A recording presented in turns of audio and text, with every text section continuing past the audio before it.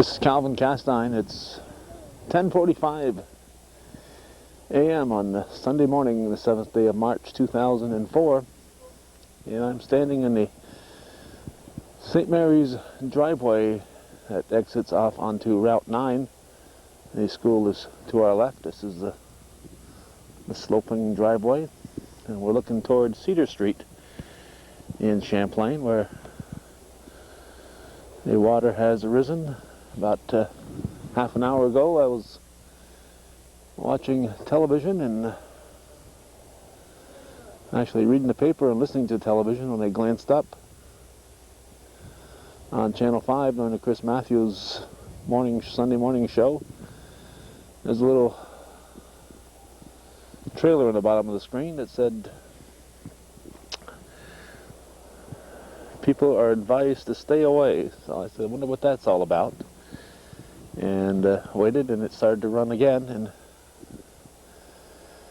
it said the village of Champlain was experiencing flooding, and people were advised to stay away. And that became a call for people to come. As I approached Church Hill, there was all kinds of traffic coming in both directions, people trying to get here and take a look at the flood. Early March 2004. We're going to wander down to the bottom and see what it looks like on Main Street on Route 9. Okay, we are on Main Street. Buckhead's Park is to our right. Lalonde's barber shop was here many years ago. Now an abandoned building with the windows out. Fire here within the last year. This lady used to live here. Mrs. Castine was rescued many times from the floods over the years. The water is in the streets.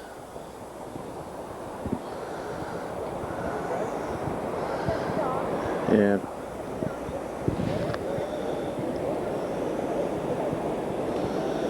seeing something like that wheel there makes you think that maybe the water had been higher, because that's not floating now, but you see some ice that's probably floated in. So we would think that maybe it has receded a little bit. It's flowing around the garage. A little waterfall coming off the side of Buckhead Park.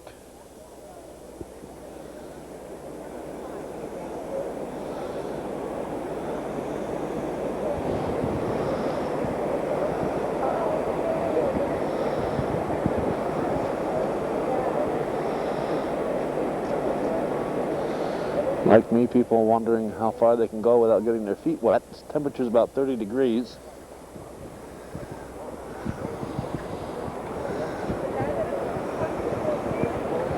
Firemen posted at the end of the Elm Street entrance. Looks like to cover this we may have to drive around to get different angles. Here's what it looks like. Of course, in '96, the floodwaters were just below that awning there. So we are in an area where in '96 is the biggest flood of our lifetimes. Waters were 4 or 5 feet higher than they are at this moment, but it's not to diminish the fact that it is flooding right now. I have a village trustee who's come down, Chuck Connor, to survey the situation.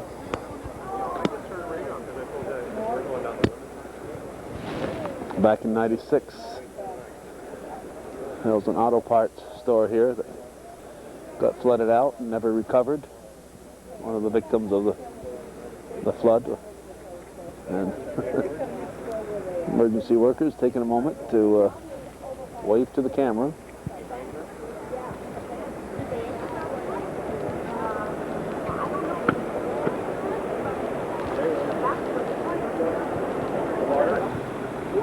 St. Mary's Church steeple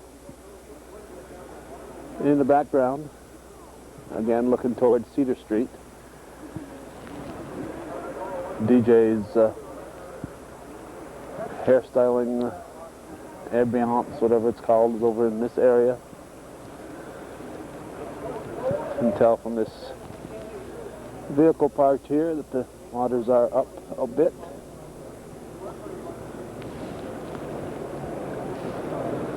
We're on the steps of the former American House. American House later became known as Robin's Nest. It too has been a victim of flooding and fires over the years.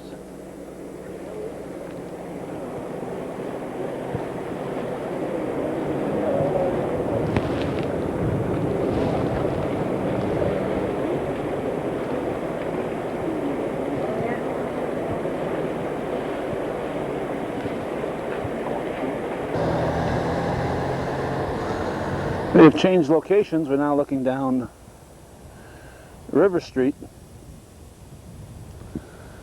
the almost vacant street, all the homes being bought out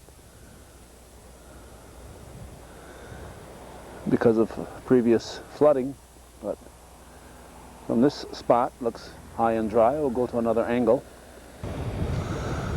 From here it would appear that River Street is okay at the moment. Only 2 houses in sight. We are now on the bridge by the old bank, which is going to be turned into a area museum very shortly, a Champlain museum. As you can see, only a few channels with running water here in the river. Kind of stagnant there. There's water flowing in from the side over here. See some activity down on Water Street.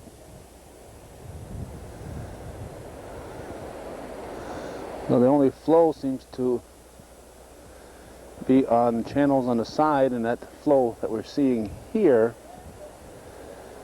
is not happening above there.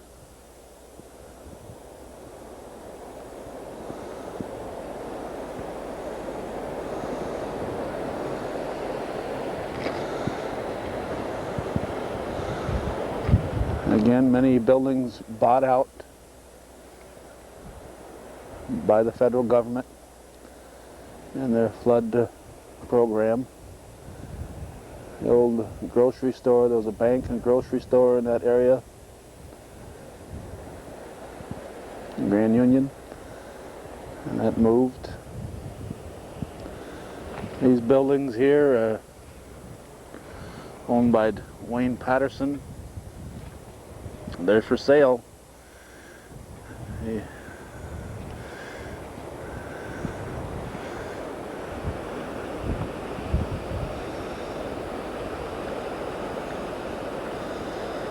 And of course the former Champlain Hotel stood right there. This is the first year in March, that we can look across and see nothing there. That burnt within the last year, as did the Savoy Hotel back in this area here, back here. 2 big landmarks in the village of Champlain, Savoy in that direction, and the Champlain Hotel, lost within the last year to fire.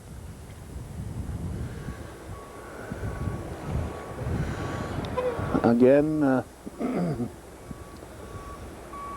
looking at the river. A little flowing along the side on that channel.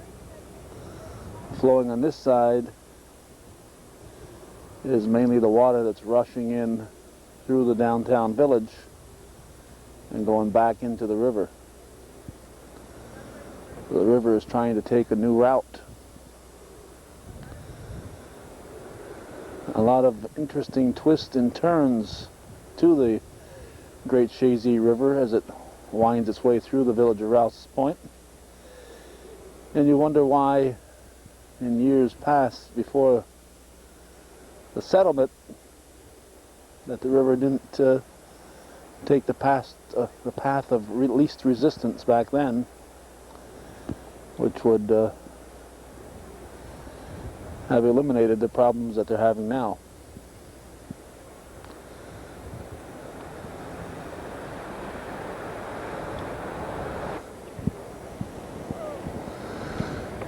Not the only business that we know of that's open in that direction is Manny's Tavern, formerly the Central Tavern. I talked to Manny as we were heading back up towards St. Mary's, and he's just taking it in stride. He says, you got to expect this is going to happen.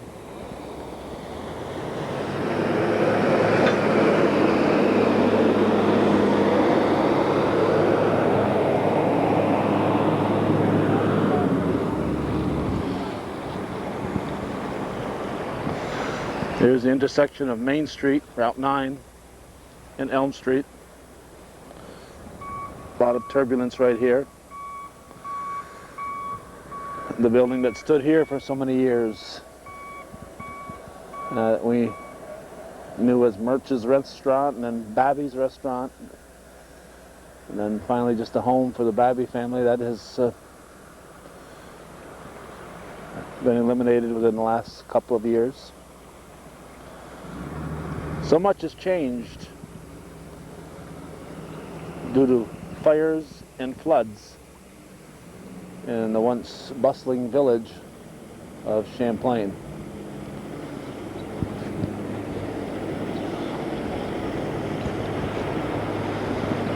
Firefighter catching a break here, part of a busy day.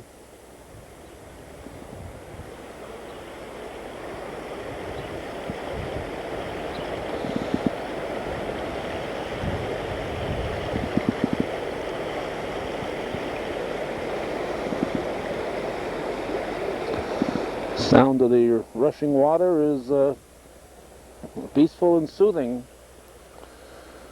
except for the damage and inconvenience that it's causing. Of course, to many people it's more than just an inconvenience.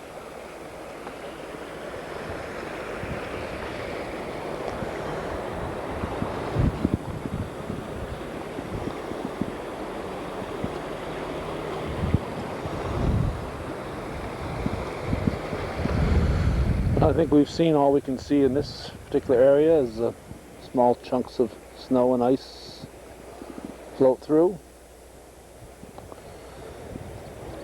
We're going to see if we can get a view from Church Street.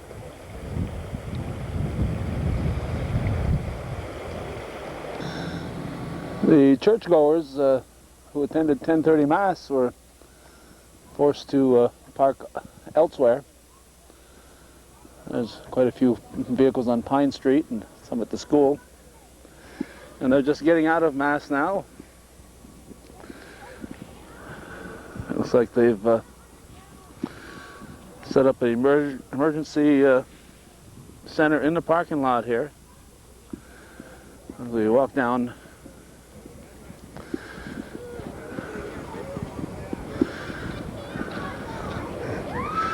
we'll pick up as we get nearer to the actual flooding.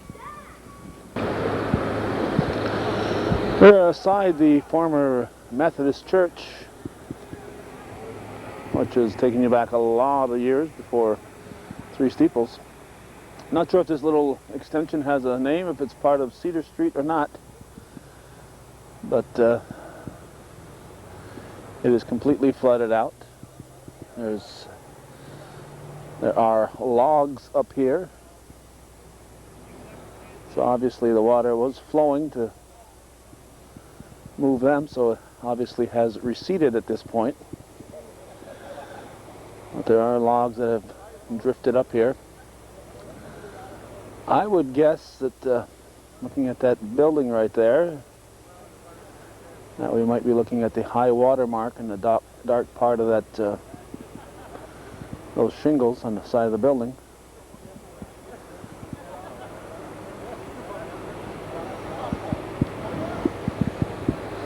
So it's probably receded about 3, 4, 5 or 6 inches. This is Cedar Street that we started off looking at down at when we were at St. Mary's.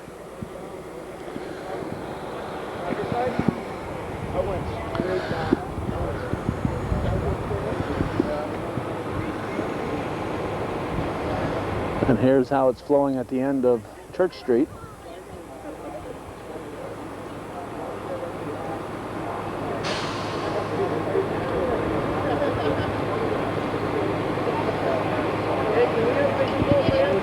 There's an emergency shelter set up at the American Legion. When we were driving around from St. Mary's to our previous location, and we saw somebody being transported there. So there are people who have been displaced are finding shelter, courtesy of the American Legion, and I'm sure there might be another agency or two involved in helping to support the Legion.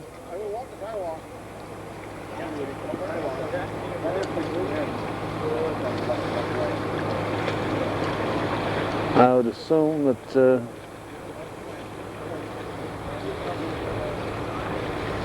these people have a reason for going through here, that they're going to make their way to this mobile home. Well, not mobile home, but the RV, recreation vehicle, which I guess is a mobile home away from home. I guess they're going to try to get it started and probably relocate it in case the water rises. Remember, in '96, we spent, I think it was a Sunday, roaming around, looking at the early flooding problems, and no idea that it would turn out to be the disaster that it turned out to be. So anytime this happens, you can't look at it and say, this is it, we've had our flood. But from looking at the river beyond the village, it looks to me like it's flowing pretty good. It doesn't look like it would be a problem. But if some ice chunks come down, that could change in a hurry. If ice above floats down and starts jamming up the river beyond the village, then there could be major problems here. But for right now, this water, once it gets back into the river, appears to be flowing out toward Lake Champlain. We're going to go around, we'll check out Perry's Mills, then we'll swing around and come out by this bridge over here on Main Street. We may or may not stop in Perry's Mills, depending on what is there for us to see.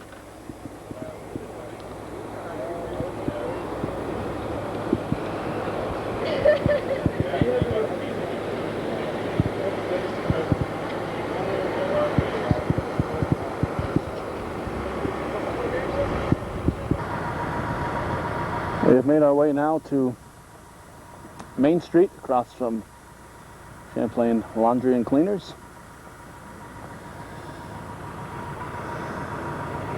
And we're approaching the bridge. We didn't drive up to Perry's Mills, but we were told that for the time being there is no flooding going on there.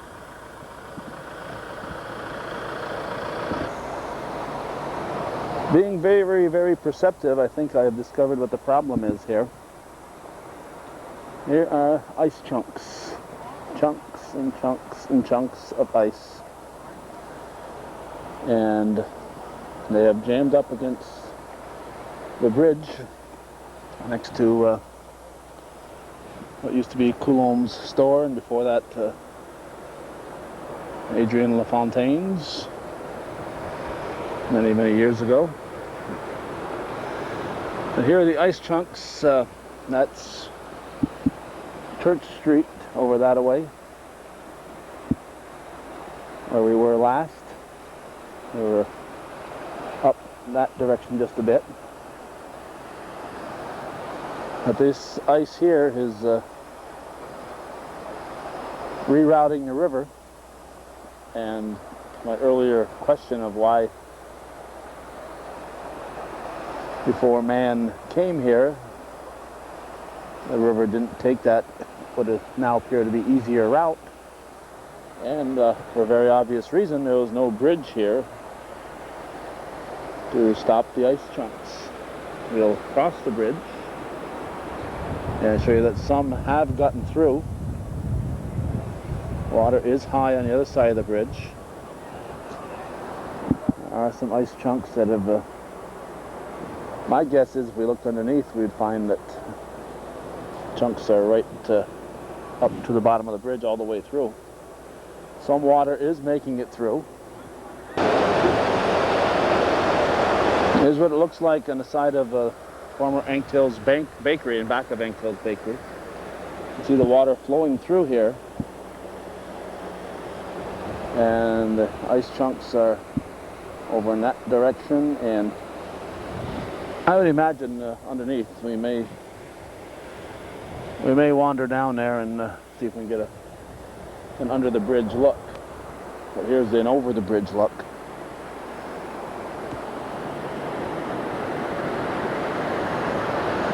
And here's the water flushing down Church Street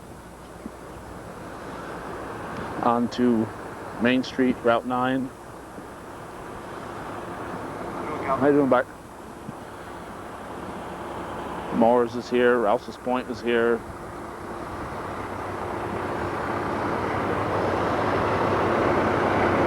We long ago discovered that firefighters is a misnomer. Firefighters do a lot more than just fight fires. They are first responders. When there's an emergency, they're the people that we look to help us. I'm sure the village personnel are out here. Of course, Bob Sullivan, no longer the Public Works Superintendent. They have a new one. His name I do not know, although I have met him. This was once the village hall many years ago, and once the fire station also for many, many years. And before that, a church.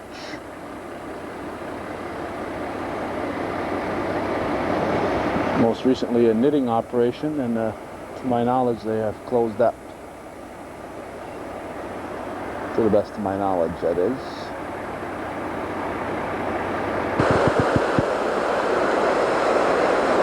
We're down back of Ankhill's Bakery. Water is rushing through here. People are being evacuated. People in the home behind us. There is a route through the bottom of the bridge right here, but as we can see, ice is blocking a major portion of the river as it comes through the village here by Champlain Laundry. And this portion here, this is about half of the bridge, is completely blocked off. So about half the bridge is completely blocked off, and a portion of it is partially blocked. And the fact that the incoming portion is blocked and the outgoing is open for half, but only about a third of the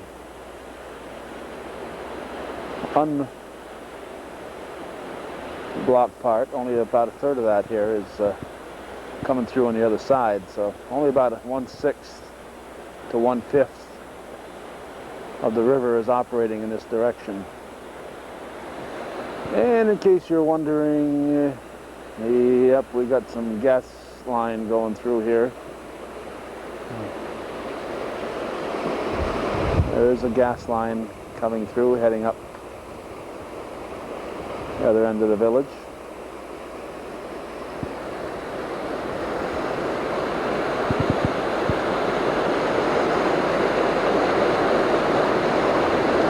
At this point, it looks like the emergency personnel are optimistic,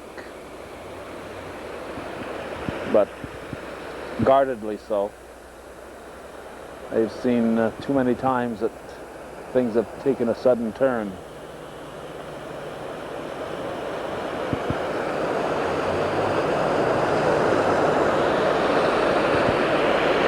And I'm sure that gas pipeline being there is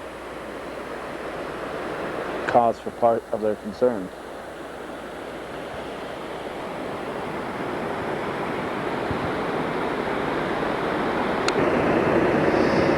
Back on the Route 9 Main Street, Church Street intersection, the former Frank Gay home being flooded. Water crossing Church Street and making its way through beautiful downtown Champlain. Hopefully this is the extent of the story, that we won't have to be back or go to other places in our North Country, but the flood of '96 and other floods are certainly fresh in all of our minds. For the time being, this will wrap up our coverage. Hopefully, as we said, that this will be the beginning of the end of this story. This flooding in March 2004. And of course, part of that story is these unpaid volunteers who are here giving up their Sunday to make life easier for the rest of us. Thanks for watching and for supporting Hometown Cable. And check out Channel 5 News today. They were here, and also we saw the fellow from St. Albans who gets footage for Channel 3, so you should have coverage of this on both of our local news channels in the area.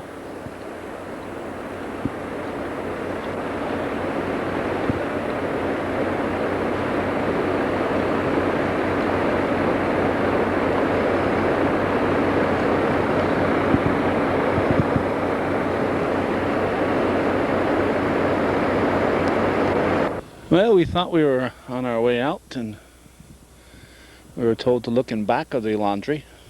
Here's the Champlain laundry, so they are getting their share of flooding with all this. And just to give you an idea of the depth, that is the roof of a vehicle. And not much of it showing, and the water here is not flowing, it's just kind of stagnant. So that's what it looks like in back of Champlain Laundry. And we've been told also that last night there was some flooding in Moores, next to the old factory there, back by Ernie Samples, on the other side of the bridge from the post office. So hopefully this will be, again, the extent of our coverage, that it won't get any worse or pick up elsewhere. Thanks for watching. We lied again, and this will wrap it up. We stuck around a little bit longer just to catch this action. This is what they're hoping will alleviate the problem. They've got some backhoes in here, and they're trying to clear out the ice. Of course, that's the side where the ice is already flowing. But it does look like it's starting to make its way through a little bit over here. There is some ice flowing in this direction. Jim King and Kelly Donahue from the County Emergency Preparedness are here, along with Chris Tremblay and everybody else that's involved with this.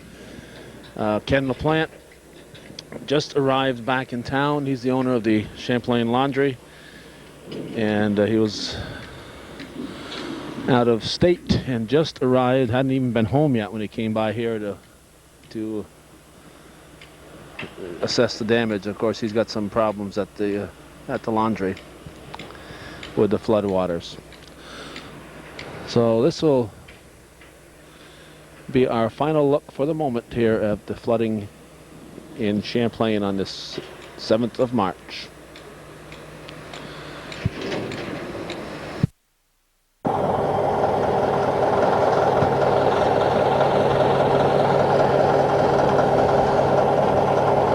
This is Calvin Castine. It's about 8 hours, I should say, 9:30 a.m. on this Saturday, the 27th of March 2004.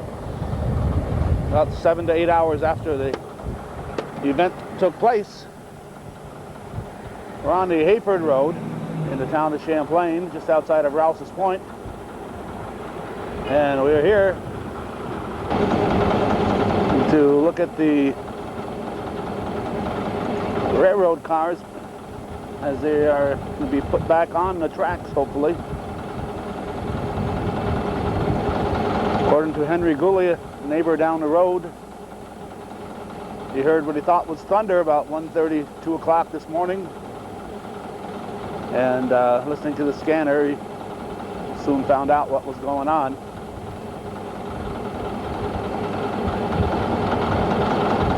Those of you who don't know exactly how you put the railroad cars back on the tracks, and I guess that would include all of us,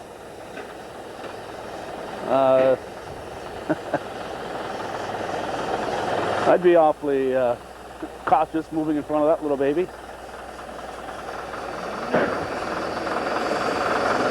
This Caterpillar is being unloaded.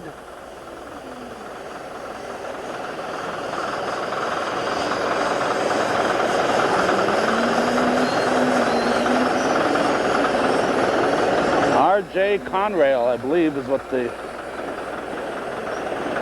RJC stands for.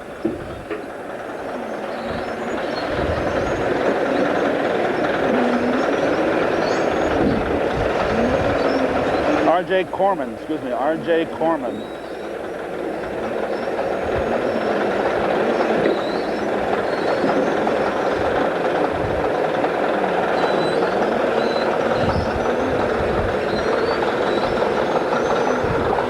Try to stay out of the way, but still try to show what's going on here.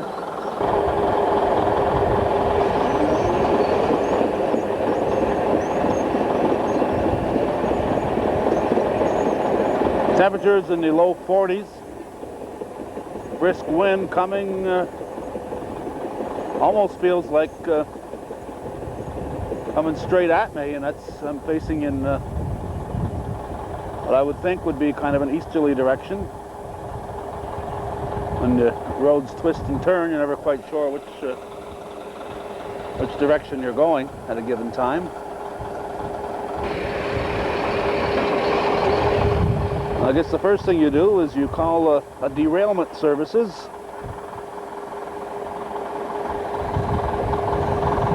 When something like this happens. Probably aren't a lot of them located in our yellow pages, our local phone directory.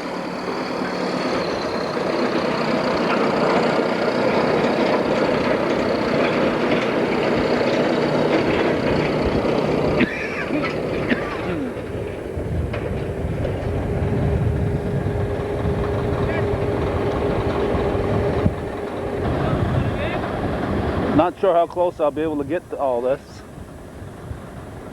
The field next to where the derailment occurred has a deep ditch, and the field is much lower, and there are trees, brush blocking the view down there. And judging from the growth in that area and the depth of the area, very possible that's quite wet in that direction.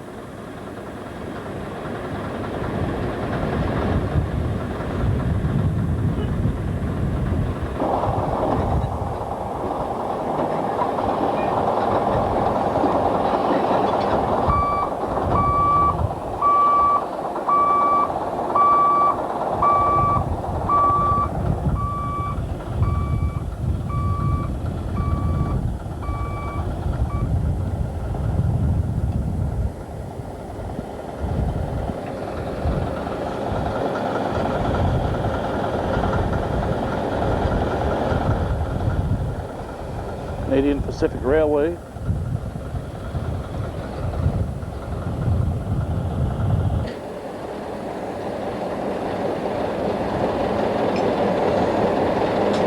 Not quite sure what they're attempting to do with this caterpillar.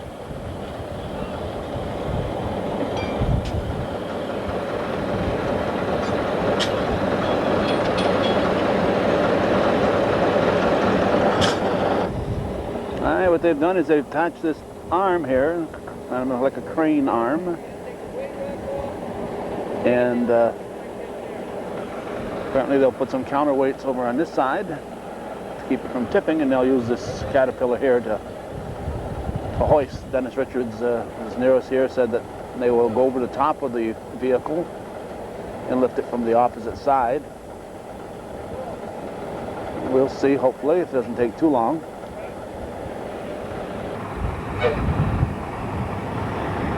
More equipment arriving here at 9:43. This is the George Racine farm on the Hayford Road.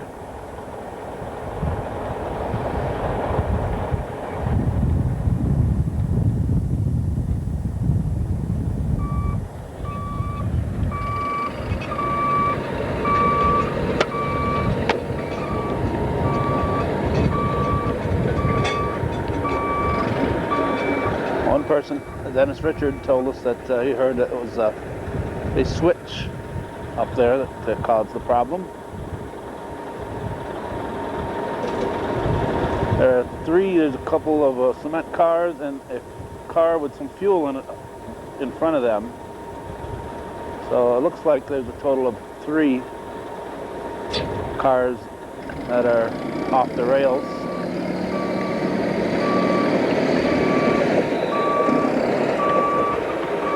We did talk to a gentleman who took a walk down in there, and he said both sides are quite wet, so I'm not sure if they'll try to go into the fields with these caterpillars or exactly where.